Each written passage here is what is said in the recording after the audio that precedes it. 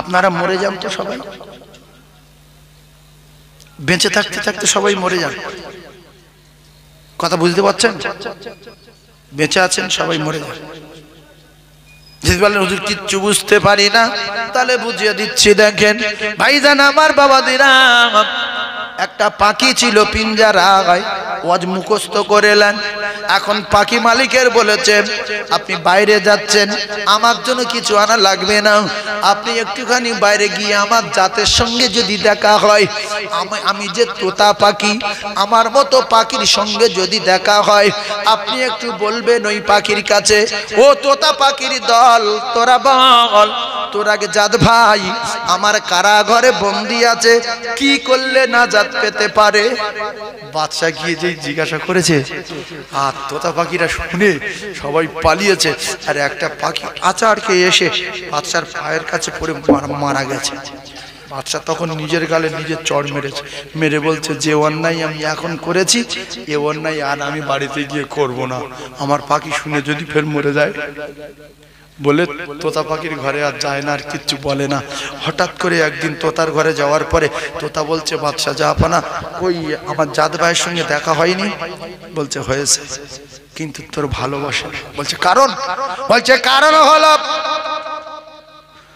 তোর জাত ভাইকে জিজ্ঞাসা করলাম যে তোর আগে জাত ভাই আমার কারাগারে, সে জানতে চেয়েছে কি করলে নাজাত পেতে পারে।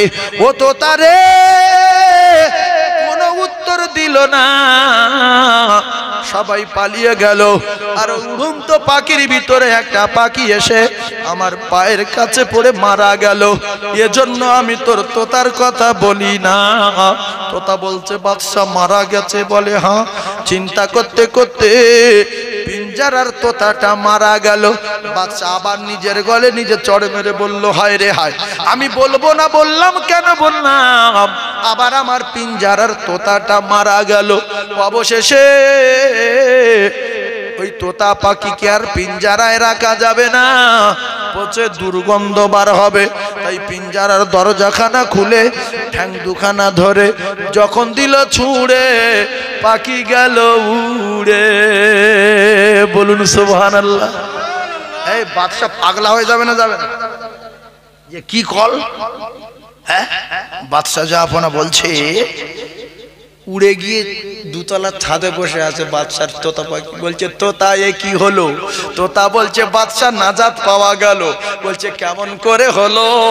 বলছে ও বাদশা, আমার জাত ভাই আমার ভালোবাসে না। না না না, আসলে আমার প্রচন্ড ভালোবাসে, আপনি বুঝতে পারেন না। আমার জাত ভাই আপনার প্রশ্নের উত্তর দিয়ে দিয়েছে। ও বাদশা শোনেন, আমার মতো জীবিত অবস্থায় না মরে যদি মরার ভাম করতে পারে, তাহলে আপনার পিঞ্জারার পাখি নাজাত পেতে পারে। তাই এই যে পাখিটা মরে গিয়েছিল বাদশার পায়ের কাছে পড়ে, উড়ন্ত পাখি, ও পাখি মরিনি। বাদশার প্রশ্নের উত্তর দিয়ে দেখিয়ে দিয়েছে যে এইরকম না মরে মরার ভাম করতে হবে। বাদশা যখন চলে গেল, মরা পাখিটা উড়ে গেল। তাই বাদশা যখন পিঞ্জারার পাখির বলেছে, ও জাত ভাইয়ের তত্ত্ব বুঝতে পেরে না মরে পিঞ্জারার ভিতরে মরার ভাম করেছে।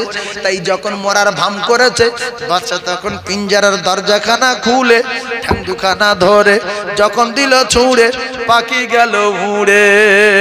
বলুন সুবহানাল্লাহ। ও মুসলমানেরা রে, আমরা দুনিয়ার জমিনে বেঁচে আছি, দুনিয়ার জমিনে না মরে মরার ভাম করতে পারি যদি, আমাদের মালিকের নাম আল্লাহ আমাদেরকে নাজাত দিয়ে দেবে। মুতু, তোমরা মরে যাও। কখন যাব মরে? কবলা আনতা মুতু, মরে যাবার আগে। মরা মানুষ চিটিং করতে পারে না, মরা মানুষ 2 নম্বরই করতে পারে না, মরা মানুষ গুনাহ করতে পারে না। তাহলে আমরা যারা বেঁচে আছি আজ থেকে চিটিং করব না, 2 নম্বরই করব না, অন্যায় করব না, গুনাহ করব না। কারণ আমরা বেঁচে থাকতে থাকতে মরার ভাম করেছি, একটাই কারণ, আমাদের মালিকের কাছে নাজাত পাবো বলে। জোরে বলুন। এই কথাটা কিছু বুঝতে পেরেছেন? আমরা আর অন্যায় কোনোদিন করব না। কেন করব না? শুধু আমাদের মালিকের কাছে কি পাবো বলে? নাজাত পাবো বলে। তাহলে পাখি বুঝতে পারলো যে এখন না মরে মরার ভাম করলে আমি আমার মালিকের কাছে নাজাত পেয়ে যাব। এই জন্য অনেক মানুষ বলে যে কাকা মরা মানুষের মতো চলে। কি লোক বলতো? আবার কেউ কেউ লোক বলে খুব ভালো লোক, গালাগালি দেয় না, উল্টো পাল্টা করে না। আরে কাকা খুব ভালো নরম লোক। ও কাকা না মরে মরার ভাম করে আছে, চিন্তা করে সব সময় যে আমি মরে যাব, আমার কবর আছে, আমার হাসর আছে, আমার বিচার আছে, সেদিন কেউ পরিচয় দেবে না, কেউ আমার খবর নেবে না। তাহলে আমি আমার আমলের জিন্দেগি বানাই, আমি আর উল্টো পাল্টা করব না, আর অন্যায় করব না, আর গুনাহ করব না, সবাই ভালো হয়ে যাব ইনশাআল্লাহ। ভালো হবেন বাবু। আল্লাহ আমাদেরকে ইমানি হালতে মউত দেন, রমজান মাসে মউত দেন। আল্লাহ আমাদের বৃহস্পতিবার দিন রাতগত বৃহস্পতিবার দিন রাতে মউত দেন। আল্লাহ জুমার রাতে মউত দেন। আল্লাহ শুক্রবার দিন মউত দেন। বলেন আমিন। কি বার মরলে খুশি হবেন আপনারা? এই মুরব্বী বলছে শুক্রবার।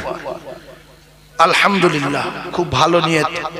শুক্রবার মরলে তার কবরের হিসাব দিতে হবে না যে আপনি দুনিয়া এত অন্যায় করেছেন, এত পাপ করেছেন, কোনো কথা জিজ্ঞাসা করবেন না। শুক্রবার মরেছিস তুই ঘুমো, যে কোনো সপ্তাহে, যে কোনো মাসে শুক্রবার। রমজান মাসে এইবারে আপনি যদি নিয়ত করেন আমি রমজানে মরব, তাহলে আপনার লাইন ক্লিয়ার। যদি বলেন আল্লাহ আমি বৃহস্পতিবার দিন গত রাতে মরব, জুমার রাতে মরব রে, তাহলে আমার আল্লাহ যদি আপনার জুমার রাতে নেয় তাহলে কবরের হিসাব দিতে হবে না। আপনি কিয়ামত পর্যন্ত কবরে শান্তিতে থাকবেন।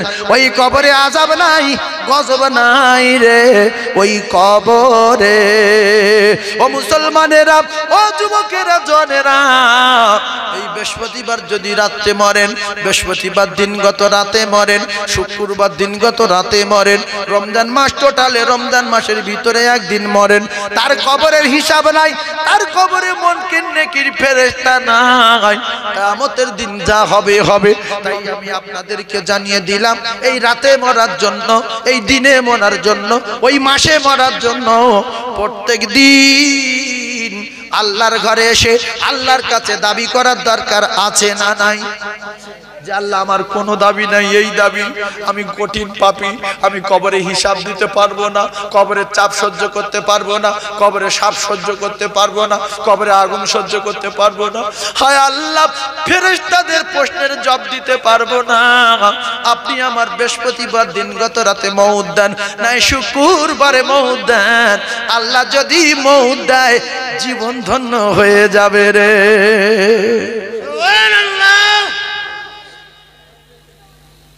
তবে কিন্তু বিষ খেলে হবে না, গলায় দড়ি দিলে হবে না। এগুলি শিখিয়ে দিয়ে যাচ্ছে যে ওই দিনে মরলে হবে, অত সহজ না। আল্লাহ যদি লায় তো তবে কিছু সঙ্গী বানান। আচ্ছা, আপনি এখান থেকে কাশ্মীর যাবেন, একটু বুঝেলেন, কাশ্মীর যাবেন, আপনার কি মনে মনে এটা হয় না যে এক একজন সাথী হলে ভালো হতো? হয় কি হয় না? আর যদি ৩-৪ জন ছেলে বলে কাকা চল তোর সাথে আমি যাবো, তো কাকার বুক তো 10 হাত। তাহলে এখান থেকে আজমির দূরে না কিয়ামতের মাঠ দূরে? কিয়ামতের মাঠ অনেক দূরে। তাহলে কিয়ামতের মাঠে যখন আপনি যাবেন, ইয়ে জাহান থেকে সে জাহানে যখন পাড়ি দেবেন, আপনার সঙ্গে 2-4 জন সাথী হলে আপনি খুশি না বেজার? খুশি। সাথীগুলো হলো এই আমল, আল্লাহর কসমের আপনার সঙ্গে থাকবে। সাথী হলো কোরআন তেলাওয়াত, সাথী হলো দরুদ, সাথী হলো কলেমা, সাথী হলো ঈমান, সাথী হলো আমল, সাথী হবে আপনার দান। জোরে বলুন সুবহানাল্লাহ। এই জন্য বেশি বেশি করে দান করেন, বেশি বেশি করে সাথী সংগ্রহ করেন, বেশি বেশি করে ঈমান সংগ্রহ করেন, এরা আপনার সঙ্গে যাবে। আমি একটা লোকের জীবনী বলবো, বলে আপনারা শুনবেন না, সুবহানাল্লাহ বলবেন না, চিল্লাবেন। আপনার কাজ আমল কি হবে? আপনার সেই জীবন তৈরি করতে হবে, সেই জীবন তৈরি করতে হবে যে জীবনে কোনো দাগ নাই, কোনো কালি নাই। এই জন্য রাসূলুল্লাহ বলেছেন, আমার সাহাবায়ে কেরামদের তোমরা স্মরণ করো তো হেদায়েত পেয়ে যাবে গ্যারান্টি। আপনি 2 কোটি টাকা দিয়ে যদি মাওলানা আনেন আর পৃথিবীর সমস্ত নবীদের যদি তুলে এই জলসায় আনেন, একটা লোকের হেদায়েত দিয়ে যেতে পারবে না, একটা লোকের। তাহলে আমি যে কথাগুলো বলছি আল্লাহর রাস্তে বলছি, খালেস দিলে বলছি। আপনারা যে কজন আছেন দুটো পায়ে ধরে বলছি, কাল থেকে নামাজ পড়েন। ওয়াজ শেষ, যে আমরা আর কিচ্ছু শুনবো না, কাল থেকে নামাজ পড়বো। এজন্য এই নামাজের জন্য আমার রসুল ঝাঁঝরা হয়েছে, নামাজের জন্য আমার রসুলের দাঁত ভেঙে দিয়েছে, নামাজের জন্য আমার রসুলের মাথা ফাটিয়ে দিয়েছে, নামাজের জন্য আমার রসুলকে ঝাঁঝরা করে দিয়েছে। কলিজার টুকরা ভাইরা, ও মায়েরা, বোনেরা, বেটিরা, আল্লাহ নবী দিন দুনিয়ার বাদশাহ আকায়ে নামদার তাদের মদিনা যখন কলেমার দাওয়াত দিতে গিয়েছিলেন, আপনারা হাজার হাজার বার শুনেছেন আল্লাহ রসুলের উপরে কত অত্যাচার হয়েছে, উহুদের ময়দানে রসুলের উপরে কত অত্যাচার হয়েছে। আমার আল্লাহর নবী দিন দুনিয়ার বাদশাহ আকায়ে নামদার তাদের মদিনা, বিশ্ব নবী তাদের জন্য বদদোয়া করেন না। বিশ্ব নবীর কাছে বড় ক্ষমতা এসেছিল, বিশ্ব নবীর কাছে পাওয়ারফুল ফেরেশতা এসেছিল। আল্লাহ নবী বললেন, ফেরেশতারা, ও মালায়েকেরা, তোমরা চলে যাও। আমি যদি ওদেরকে মেরে দিতে বলি, আমি ওদের জন্য বদদোয়া করি, তাহলে নামাজ পড়বে কারা? আমি নবী নবী করে ডাকবে কারা? আমার কলেমা পড়বে কারা? ও মালায়েকা, ফেরেশতারা চলে যাও, আমি ওদের জন্য বদদোয়া করব না, আমি রাসূলুল্লাহ ওদের জন্য দোয়া করব, ওরা যেন আমার নবী বলে চিনে নেয়। ও কলিজার টুকরারা রে, ও ভাইরা, বাবাজিরা, ও মায়েরা, বোনেরা, বেটিরা, এখনো সময় রয়েছে, ভালো হয়ে যান। এ কথা কারুর কানে লাগবে না, এ কথা কারুর বুঝে আসবে না। কারণ হলো 100 কেজি দুধে আর 25 গ্রাম যদি পেশাব পড়ে যায়, 2 গ্রাম যদি চোনা পড়ে যায়, দুধের 12টা বেজে যায়। বর্তমান মায়েদের এত ওয়াজ নসিহত শোনার পরে, এত মোবাইলে ওয়াজ শোনার পরে, পাড়ায় পাড়ায় ওয়াজ শোনার পরে, কোনো কথা ভিতরে জাগাল পায় না, কোনো কথা ভিতরের ওই মা জননীরা কোনো কথা গুরুত্ব দেয় না, কোনো কথা বোঝে না, বোঝার চেষ্টা করে না। তার একটাই কারণ হলো, ও কলিজার টুকরা ভাবিরা, খালারা, ফুপুরা, চাচিরা, আপনারা আপনাদের জিন্দগিটা নষ্ট করে দিয়েছেন, আপনারা আপনাদের স্বামীর জীবন নষ্ট করেছেন, আপনারা আপনাদের স্বামীর জীবন নষ্ট করেছেন, আপনারা আপনাদের সন্তানের জীবন নষ্ট করেছেন। শ্বশুরের জাহান্নামের টিকিট দিলেন, শাশুড়ির জাহান্নামের টিকিট দিলেন। যদি বলেন হুজুর কি করে, এ তো বিরাট চাপের কথা। আমি নাকি শ্বশুরের জীবন নষ্ট করেছি, আমি নাকি শাশুড়ির জীবন নষ্ট করেছি, আমি নাকি আমার স্বামীর জীবন নষ্ট করেছি, আমি নাকি স্বামীর জাহান্নামের টিকিট দিয়েছি, আমি আমার ছেলে মেয়ের সর্বনাশ করেছি। ও ভাবি গো, তোমার দাদুর আমালে, তোমার বাপের আমালে এই বন্ধন বলে নোংরা ব্যবসাটা ছিল না। এই ব্যবসা যখন করেছো, স্বামী ওই বিয়ারাখানা খেয়েছে, সুদখোর স্ত্রীর হাতে, স্বামী খাওয়ার পরে স্বামীর 12টা বেজে গেছে। আল্লাহ রসুল বলেছে, ওই আখেরি জামানা, কিয়ামতের নমুনা, মেয়েরা যখন সুদের ব্যবসা ধরবে, স্বামীগুলো এদের অর্ডার দেবে। আর আমি রসুল কথা বলে যাচ্ছি, ওই জাহান্নামী নারীগুলো তাদের প্রত্যেকের স্বামীর হাতে জাহান্নামের টিকিট ধরিয়ে দেবে। এদের হারাম খানা খাবে, শ্বশুর সুদখোর বৌমার হাতে খাবে, শাশুড়ি সুদখোর বৌমার হাতে খাবে। আর রাসূলুল্লাহ বলেন, মায়েদের পেটে যখন সন্তান আসে, ওই সন্তান যে খাদ্য খানা খায়, ওতে পেটের ভিতরে ভাত খায় না, গোশত খায় না, সবজি খায় না, ডিম ডাল খায় না। মা জননী যে খাদ্য খানা খায়, তার থেকে যে রক্তটা হয়, ওই রক্ত বাচ্চার খাদ্য হয়। ওই রক্ত খেয়ে বাচ্চা যখন বড় হবে, ওই বাচ্চা হারাম রক্তই হবে। ওই বাচ্চা বাপের মানবে না, ওই বাচ্চা মায়ের মানবে না, মাওলানা মৌলবি মানবে না। ও শুধু হারামের দিকে লক্ষ্য থাকবে। কোথায় তেরে নাম চুল কাটবে, কোথায় উল্টো পাল্টা চুল কাটবে, কোথায় ইহুদি খ্রিস্টান নাসারাদের মতো পোশাক আশাক পরবে। তাই মেয়েদের দেখবেন নোংরা পোশাক বিরাট ভালো লাগে। 100টার ভিতরে মুসলমানের মেয়ে প্রায় 50 জন হয়ে গেছে, হাফ প্যান্ট পরে ঘুরছে, শুট পরে ঘুরছে, লোকের সামনে প্রকাশ্য সিগারেট খাচ্ছে। ও কলিজার টুকরা ভাইয়েরা, 100টার ভিতরে 80 জন যুবক ছেলে মুসলমানের ঘরে জন্ম নিয়ে বিয়ারা পোশাক পরছে, বিয়ারা রকমের চুল কাটছে। বাপের মানে না, মায়ের মানে মানে না, প্রকাশ্য ময়দানে সমাজের বুকে মদ খেয়ে বেড়াচ্ছে। কারণ হলো এদের রক্তটা মায়ের পেট থেকে খারাপ হয়ে গেছে, মা হারাম হারাম জিনিস খেয়েছে, হারাম রক্ত তৈরি হয়েছে, সেই রক্ত বাচ্চার খাদ্য হয়েছে। আল্লাহর কসম, মায়ের পেটে যে খানাটা খায়, মা জননী যে খানাটা খায়, সেই খানা থেকে যে রক্ত হয়, আল্লাহর নবী বলেন ওই রক্ত বাচ্চার খাদ্য হয়ে যায়। কি হবে? ওয়াজ বুঝে আসবে না। কি হবে? নামাজে মজা পাবেন না। কি হবে? দানে মজা পাবেন না, দাড়ি মজা পাবেন না, নবীর উপরে মহব্বত পয়দা হবে না। এইভাবে ঘুরতে ঘুরতে ঘুরতে ঘুরতে পাগল হয়ে ঘুরতে ঘুরতে আল্লাহর গজব চলে আসবে। আর তখন আল্লাহ আল্লাহ করে চেল্লালে আল্লাহর মদদ হবে না। আল্লাহ বলেন ওয়ালা তাহিনু ওয়ালা তাহজানু ওয়া আনতুমুল আলাউনা ইন কুনতুম মুমিনিন। বান্দারে, আমি আল্লাহ কথা দিলাম, তোরা যদি আমার হয়ে যাস, আমি আল্লাহ তোদের হয়ে যাব। পৃথিবীর কোনোদিন কোনো শক্তি, কোনো তাকত তোদের ক্ষতি করতে পারবে না। ও মুসলমানেরা, আল্লাহ পরিষ্কার কথা দিলেন, তোমাদের কোনো ভয় নাই, তোমাদের কোনো চিন্তা নাই, তোমাদের পৃথিবীর জমিনে কেউ বিউজ্জতি করবে না, তোমরা জীবনে কারো কাছে অপমান হবে না, লাঞ্ছিত বঞ্চিত হেয় পদদলিত ঘৃণিত পৃথিবীর কোনো শক্তি করতে পারবে না। যদি তোমরা নামাজি হয়ে যাও, যদি তোমরা মুমিন হয়ে যাও। আপনারা রাগ করবেন না, 100টার ভিতরে 90টা ভাবি বেনামাজি আছে না নাই?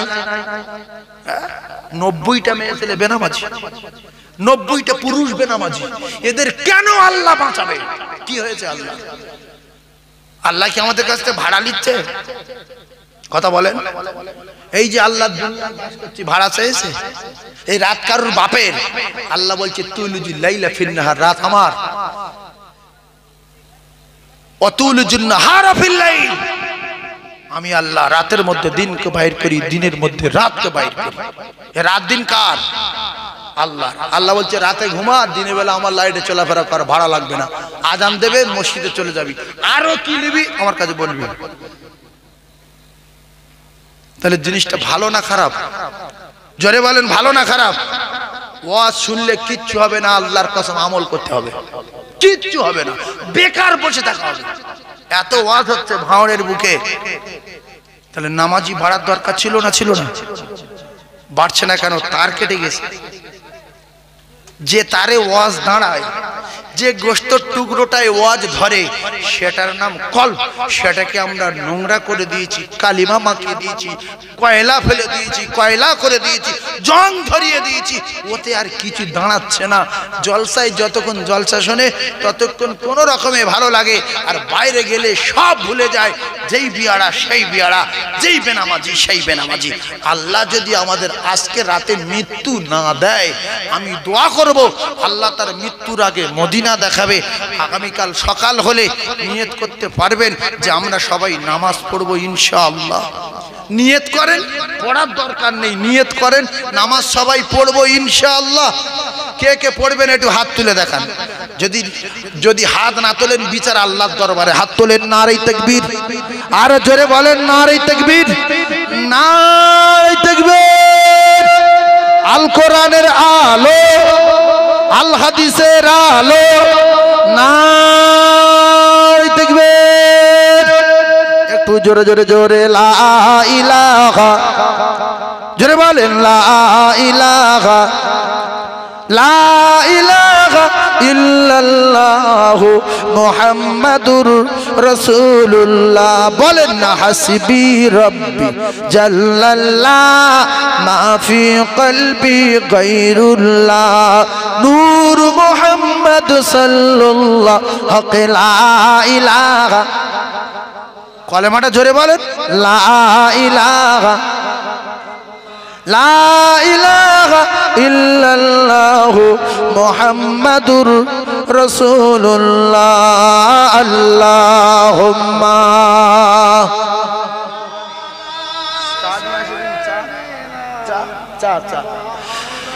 ওয়া আলা আলি সাইয়্যিদিনা। ওরে মাঝেরা পাগলি হলো এক ফোঁটা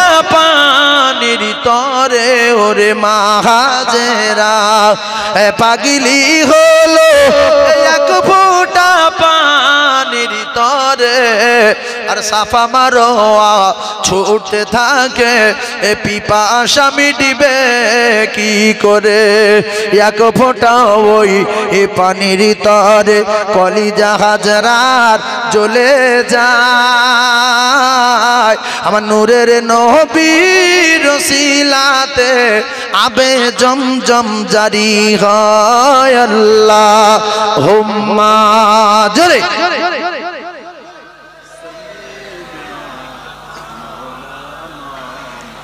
وعلى آل سيدنا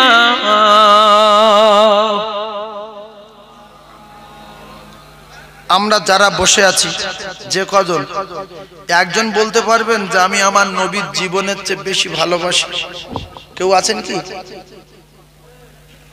দেখেন কোথায় ওয়াজ করতে এসেছি দেখেন আরে পারি না পারি হাত তোলার দরকার আছে না নাই নবীর ভালোবাসি মুসলমান বসে আছে যে না ভাসি না তাহলে আমরা কেউ মুমিন রাসূলুল্লাহ বলেছে তোমার মায়ের তোমার বাপের তোমার ছেলের তোমার মেয়ের তোমার জমির তোমার জায়গার ওয়ান্নাসি আজমাইন তাম পৃথিবী যত প্রেমের বস্তু আছে সবচেয়ে বেশি আমি নবী আমার ভালোবাসতে হবে তবে মুমিন বলে দাবি করা যাবে তাহলে আমরা রাসূলের ভালো কেউ বাসি নাকি সবাই তো বাসি হাত তুলে দেখান যে আমরা রাসূলের ভালোবাসি নারে তাকবীর নারে তাকবীর এই তো কি সুন্দর হলো লজ্জা করব কেন রাসূলের ভালোবাসি হাত তুলতে পারবো না কি উম্মত আমাদের নবী তো ময়দানে মাশরে শুধু উম্মতি উম্মতি করে অন্যান্য নবীর উম্মত অন্যান্য নবীগুলো সবাই নফসি নফসি করতে থাকবে আল্লাহু আকবার আমাদের নবী মাকামে মাহমুদের সিজদায় পড়বে আল্লাহ নবী দু জাহানের বাদশাহ সিজদায় পড়ে কাঁদবেন আল্লাহ বলবেন দোস্ত আমার দোস্ত তুমি মাথা তোলো অমন করে কাঁদো কেন কেঁদো না আমার আল্লাহর দোস্ত বলবেন আল্লাহ আমি এজন্য করে কাঁদি উম্মতের বড় কষ্ট হচ্ছে জিহ্বা বেরিয়ে গেছে হাঁটু পর্যন্ত এসে গেছে পায়ের গোড়ালি পর্যন্ত চলে গেছে ও আমার আল্লাহ কারো জিহ্বা মাটিতে গড়াগড়ি দিতেছে আমি সহ্য করতে পারি না আল্লাহ বলবেন দোস্ত তুমি কেঁদো না তোমার কান্না বন্ধ করার জন্য আমি হাউসে কাউসারের মালিক বানালাম তোমার কাঁদতে দেব না বলে আমি আল্লাহ মাকামে মাহমুদ দিয়ে দিলাম আবারও আমি আল্লাহ অর্ডার দিলাম ময়দানে মাশরে তুমি তোমার উম্মত গুলো বাছাই করে করে আমি আল্লাহ পাক আল্লাহ তাআলা আমার জান্নাতে নিয়ে যাওয়ার অর্ডার দিয়ে দিলাম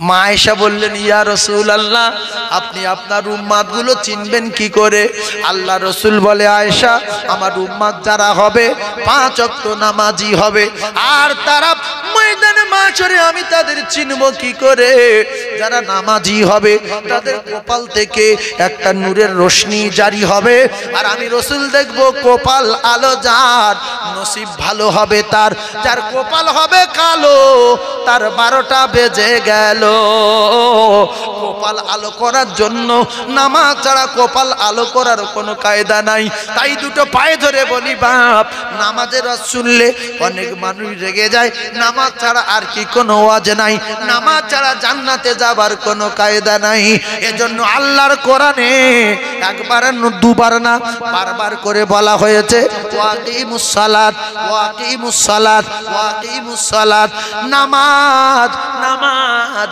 নামাজ তোমরা নামাজ কায়েম করো তোমরা নামাজ কায়েম করো তোমরা নামাজ কায়েম করো ওয়াকিমুস সালাত ওয়াকিমুস সালাত ওয়াকিমুস সালাত এই কথাটা আল্লাহ পাক কোরআনে কারীমের ভিতরে বারবার করে বহুবার 82 বার আমার আল্লাহ জানিয়েছেন কেন আল্লাহ তো একবার বলে দিতে পারতেন জালিকাল কিতাবুলা রাইবা ফি এই কিতাবে কোনো সন্দেহ নাই আর সেই কিতাবে একবার বলে দিলাম ওয়াকিমুস সালাত তোমরা নামাজ কায়েম করো এই নামাজটা বিশেষ বিশেষ কোরআনের খবর বলে আমার আল্লাহ পাক নামাজের ব্যাপারে জানিয়েছেন 82 বার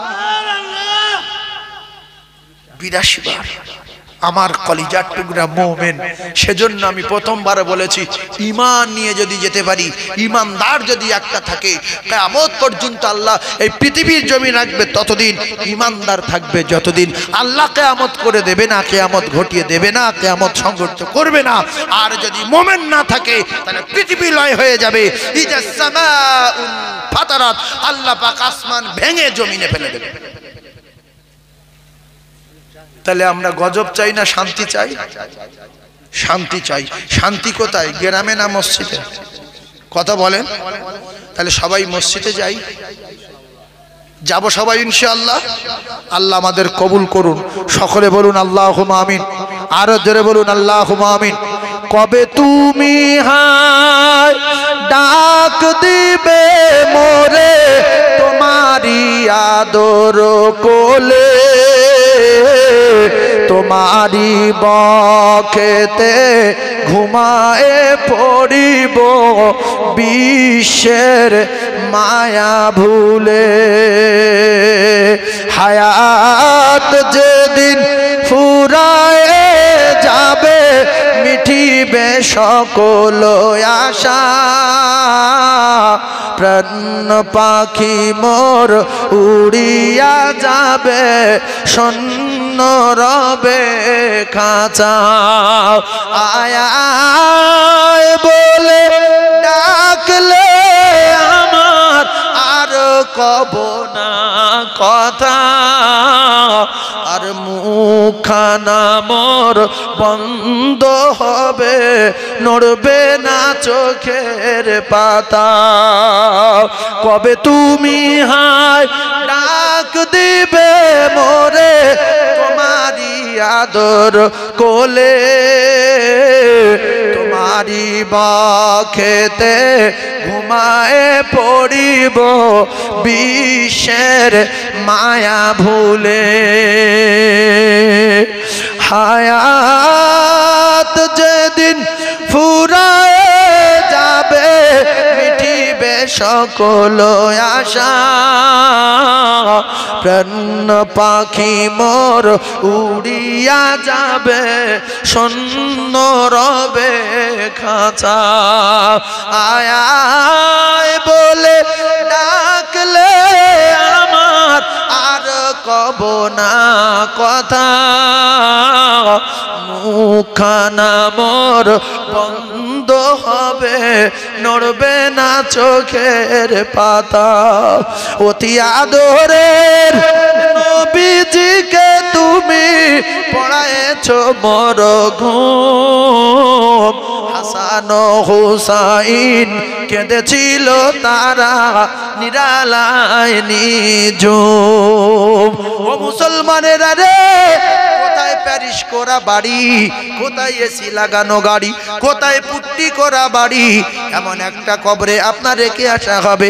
ওই কবরে এসি নাই, ওই কবরে মার্বেল নাই, ওই কবরে পিছন দিকে তাকালে মাটি, সামনের দিকে তাকালে মাটি, নিচের দিকে তাকালে মাটি, জানালা নাই, দরজা নাই, সাথী নাই, পাতি নাই রে। ওই ঘরে এসেছি একা ভাবে, একা যেতে হবে। আপনার নামাজ, আপনার ঈমান, আপনার আমল, এরাই আপনার প্রহরী আর কবরের পাহারাদার হয়ে যাবে রে। ভালো হয়ে যাবে, মরে যাবেন, আল্লাহর কসম মরে যাবেন। টুক করে বাড়ি যাচ্ছে, স্ট্রোক হয়ে গেছে, গাড়ি নিয়ে বাজারে যাচ্ছে, লরি চাপা দিয়েছে, গাড়ি নিয়ে বাজারে যাচ্ছিল, ইঞ্জিন মানে তাল বেড়েছে, হ্যাঁ ওখানে আপনার মৃত্যু, মালাকুল মউত দাঁড়িয়ে আছে। গতবারে যে মাহফিলে, অনেক মাহফিলে আমার সঙ্গে বলছে হুজুর আপনার সামনে যে ছেলেটা বসেছিল সেই অ্যাক্সিডেন্ট করে মারা গেছে, আপনার স্টেজের পাশে যে মুরব্বীটা ছিল সে স্ট্রোক হয়ে মারা গেছে। আপনারা যে কজন বসে আছেন ভাবছেন জোয়ান, এখন অনেক দিন লোবো না, 1 সেকেন্ডের খবর বলা যাবে? জোরে বলেন যাবে? যাবে না। মৃত্যুর আগে কবরের সাথী নিজে সংগ্রহ করে নিয়ে যান। কাশ্মীর যেতে গেলে যদি সঙ্গের সাথী হলে ভালো লাগে, তো আপনার কাশ্মীরের চেয়ে অনেক লম্বা সফর। শুধু একটা বিচারের দিন হবে 50,000 বছর, আর একটা শাঁখও পারাতে হবে 30,000 বছর। সাঁকোটা কতদিন পার হতে হবে? সাঁকো কিরাম মোটা?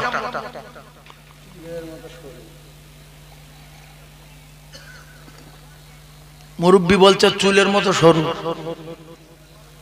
এই ধরার কিছু আছে? তাহলে কারো বাপ পার হতে পারবে? আচ্ছা, আমি আপনাদের সব জান্নাতুল ফেরদাউসে পাঠিয়ে দেবো। কালকের এই পুকুর, বড় পুকুরের ওই পারে একটা গাছে একটা কাশি বাঁধবো, আর এ পারে একটা কাশি বাঁধবো, আর বলবে এই কাশি পার হয়ে ওপারে যেতে পারলে জান্নাতুল ফেরদাউসে যাবে। একটা লোক কাশি পেরিয়ে পুকুর পার পারবে? তাহলে 30,000 বছর রাস্তা, চুলের চেয়ে সরু, হীরের চেয়ে ধার, ওতে কারোর বাপ পার হতে পারবে? আল্লাহ বলছে যদি ঈমান থাকে তো ওই সাঁকোয় পা দেবে, সেকেন্ডের ভিতরে জান্নাতুল ফেরদাউসে পৌঁছে যাবে। সুবহানাল্লাহ। বিদ্যুৎ গতিতে চলে যাবে, শুধু পা ঠেকাবে, শট করে ওপারে জান্নাত।